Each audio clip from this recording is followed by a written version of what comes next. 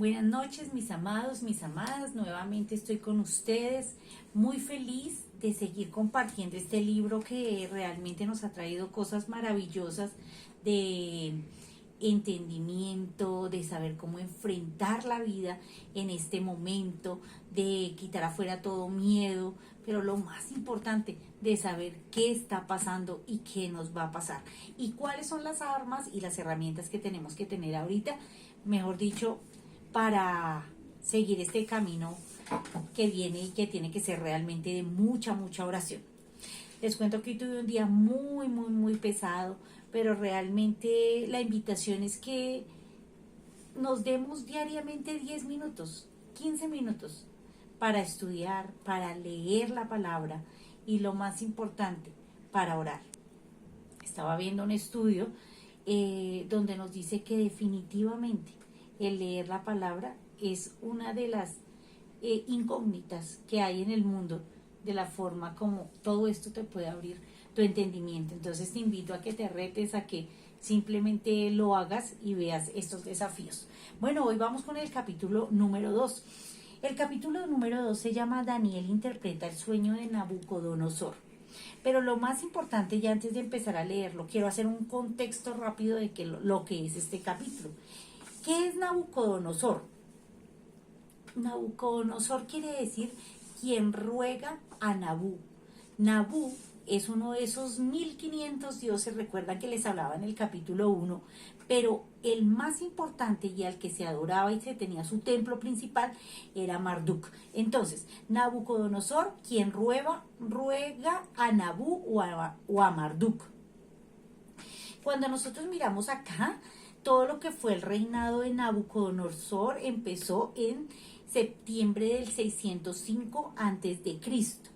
¿Qué quiere decir Babilonia? Confusión, como les comentaba anteriormente, y que fue muy importante y hay que resaltar de Nabucodonosor, que fue realmente un arquitecto. Porque si nosotros miramos un poquito la historia, una de las 7 maravillas del mundo de la antigüedad son realmente los jardines colgantes de Babilonia. E igualmente fue un hombre que siempre se preocupó por embellecer, ¿sí? Fueron los mejores jardines, los mejores castillos, todo lo que él hizo realmente tenía una sabiduría muy, muy importante. Aquí en este capítulo vamos a ver todo lo que tiene que ver con un sueño. Lo importante es que este sueño de Nabucodonosor se olvidó, pero vamos a ver cómo realmente para esta época el libro de los sueños era demasiado importante. Todo lo que se soñaba había una interpretación.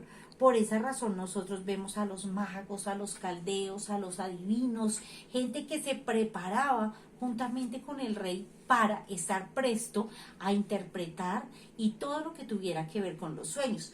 Entonces, el libro de los sueños, la corte tenía un gran número de expertos en el arte y en la interpretación. Hay algo aquí bien importante y lo vamos a empezar a ver, y fue como les digo, ese sueño se le olvidó. Cuando a alguien, digamos, del nivel de Nabucodonosor, que era un rey, se olvidaba un sueño, era demasiado, demasiado tenebroso. ¿Por qué quería decir eso? Que Dios, su Dios, uno de sus dioses, se había olvidado de ese rey, de esa persona. Entonces realmente era algo que generaba, si hablamos con el tiempo ahora, muchísimo estrés. Entonces, Dios permite a veces muchas cosas para llevar a fin todo lo que Él ya tiene dentro del desarrollo de todas las cosas que van a pasar, y Él ya tiene ese final. Entonces, vamos a empezar a mirarlo acá y lo vamos mirando. Dice, en el año segundo del reinado de Nabucodonosor, tuvo Nabucodonosor un sueño y se perturbó su espíritu y se le fue el sueño. Bueno, entonces tuvo un sueño, se perturbó, pero se le fue el sueño. Dice en el 2, hizo llamar a los reyes, a los magos, a los astrólogos, a los encantadores y a los caldeos, para que les explicasen su sueño. Vinieron pues y se presentaron delante del rey, y el rey les dijo, he tenido un sueño, y mi espíritu se ha turbado por saber el sueño. Entonces hablaron los caldeos al rey en lengua aramea. Entonces, ¿qué quiero yo también aquí, digamos, resaltar de Babilonia? Babilonia tuvo todo este tipo de magos y estos magos hacían una serie de ritos donde ellos cogían aceite, agua y hervían ahí muchos corazones y muchas vísceras porque ellos decían que por medio de eso podían llegar a la adivinación. Eso lo hacían los magos. Algo importante que hubo en Babilonia y que todavía existe y mucha gente depende de eso es la astrología. La astrología viene de Babilonia. Allí hubo y estuvieron los mejores astrólogos. Entonces aquí está todo lo que tiene que ver con el movimiento de los astros, todo lo que tiene que ver con las estrellas y por lo mismo todo lo que tenía que ver con el futuro. Y los caldeos también son una ciencia, todos los que estudiamos filosofía estudiamos muchas cosas de los caldeos y tiene que ver con la filosofía, con la matemática y con todo lo que tiene que ver en la parte científica.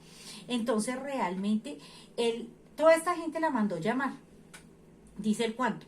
4. Entonces hablaron los caldeos al rey en lengua aramea. Rey, para siempre vive. Di el sueño a tus siervos y te mostraremos la interpretación. O sea, cuéntame qué soñaste y yo te voy a decir qué significa. Dice el 5. Respondió el rey y le dijo a los caldeos, el asunto es que lo olvidé. Entonces dice, si me mostraras el sueño y su interpretación, si no me mostrarais el sueño y su interpretación, seríais hechos pedazos y vuestras casas serán convertidas en muladares. Y si me mostrarais el sueño y su interpretación, recibiréis de mí dones y favores y gran honra. Decidme pues el sueño y la interpretación. Entonces, esto es como cuando tú tienes a tus hijos y los has preparado a través de la vida para un fin. Y cuando llegue ese momento tú le dices, listo, entonces yo para todo esto que te eduqué, ahora haz tú que esto se vea. Pero entonces es muy difícil cuando a ti a veces no te dan herramientas. Y cuanto más un sueño donde él dice esto que lo tenía totalmente perturbado, como dice la palabra, y asustado, que se le había olvidado. ¿Qué quiere decir? Que mis dioses se están olvidando de mí, del rey de Babilonia, del que conquistó, de una de las, todo lo que fueron, digamos, los babilonios y los asirios, dice que fueron pueblos demasiado crueles. Entonces hablan así como que cada vez que tenían a sus enemigos y sitiaban y tomaban a todas estas personas en rehenes, por lo general los picaban en pedazos. A las señoras, a las mujeres embarazadas les sacaban los niños y los niños eran totalmente desmembrados y picados. O sea, dice que estas dos, digamos, estas dos culturas, babilonias y asirias, fueron destacadas y caracterizadas específicamente por su crueldad. Entonces imagínense la crueldad de este hombre cuando llega y les dice, listo, o lo dicen o simplemente van a tener que vuestras casas serán convertidas en muladares. Respondieron por segunda vez y dijeron, diga el Señor y el rey el sueño a sus siervos y le mostraremos la interpretación. Y el rey respondió y les dijo, no conozco ciertamente que vosotros ponéis dilación porque veis que el asunto se me ha ido. Si me mostrarais el sueño, una sola sentencia hay para vosotros. Ciertamente prepararéis respuesta mentirosa y perversa que decir delante de mí. Entre tanto, ¿qué pasa el tiempo? Decidme pues el sueño, para que yo sepa que me podéis dar su interpretación. Los caldeos respondieron delante de él al rey y le dijeron, no hay hombre sobre la tierra que pueda declarar el asunto del rey. Mira, no hay hombre sobre la tierra. Además de esto, ningún rey, príncipe ni señor preguntó cosa semejante a ningún mago, ni astrólogo, ni caldeo. O sea, ¿para qué nos pregunta esto si esa pregunta nunca se ha hecho? Nadie ha interpretado un sueño que se haya olvidado. porque el asunto que el rey demanda es difícil. ¿Mm? Entonces, ¿cuántas veces pasa esto? Que cuando llega alguna situación y no tenemos realmente la dependencia de Dios, todo se vuelve difícil, no sabemos qué hacer. Y no hay quien lo pueda declarar al rey, salvo los dioses cuya morada no es la de la carne. Miren que ellos sabían que hay un Dios, salvo los dioses cuya morada no es en la carne. Hay un Dios que no mora en la carne. Hay un Dios que es espíritu. Entonces, que en medio de este conflicto que estaba viendo acá, miren cómo hay realmente en medio de tanta confusión, sale a flote el Espíritu de Dios, diciendo, sí hay uno, pero no lo conocemos. Entonces dice, por esto el rey, con ira y con gran enojo, mandó que matasen a todos los sabios de Babilonia. Él matan a todos. Y se publicó un edicto donde fueran llevados a la muerte, y ahí buscaron a Daniel y a sus compañeros para matarlos. ¿Por qué? Porque ellos ya se habían graduado, ellos ya eran doctos, ellos ya eran especialistas en cada una de estas ciencias. Entonces, si el edicto decía que tenían que matar a todos los sabios, pues ahí tenía que caer Daniel y sus amigos. Entonces Daniel habló sabia y prudentemente a Arioc, capitán de los guardianes del rey, que había salido para matar a los sabios de Babilonia. Habló y dijo, capitán del rey, ¿cuál es la causa de que este edicto se publique de parte del rey tan apresuradamente? Entonces Arioc hizo saber a Daniel lo que había. Y Daniel, miren lo que hizo Daniel. Daniel no corrió, no se asustó, no dijo, ay, ojalá que él se acuerde, ojalá que ya no nos maten. Él dice simplemente, entró y pidió al rey que le diera tiempo. Fue lo único que él pidió, deme tiempo. Y que él mostraría la interpretación del sueño. Él tenía la convicción de que lo iba a hacer. Luego se fue Daniel a su casa e hizo saber lo que había a Ananías, Misael, Azarías, y pues ellos eran sus compañeros. Dice acá, para que pidiesen misericordia de Dios del cielo sobre ese misterio, a fin que Daniel y sus compañeros no perecieran con los otros sabios de Babilonia. Entonces, cuando él dice, deme tiempo, miren que definitivamente Daniel, su estilo de vida se llama oración. O sea, para él no era nada difícil lo que le estaban diciendo. No era nada que él dijera, ¿qué tengo que hacer? ¿Qué me invento? ¿Cómo salgo de esta? Él sabía que si él iba y doblaba las rodillas y simplemente le pedía al Dios al que él le había servido y por el cual no se había contaminado, iba a tener una respuesta.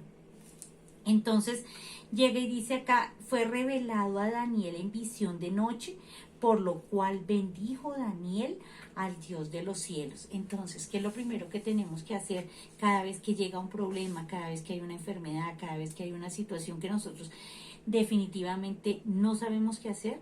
Tenemos que orar, pero lo primero que tenemos que hacer después de que viene esa solución es agradecer. Y Daniel habló y dijo, sea bendito el nombre de Dios de siglo en siglo, porque suyos son el poder y la sabiduría.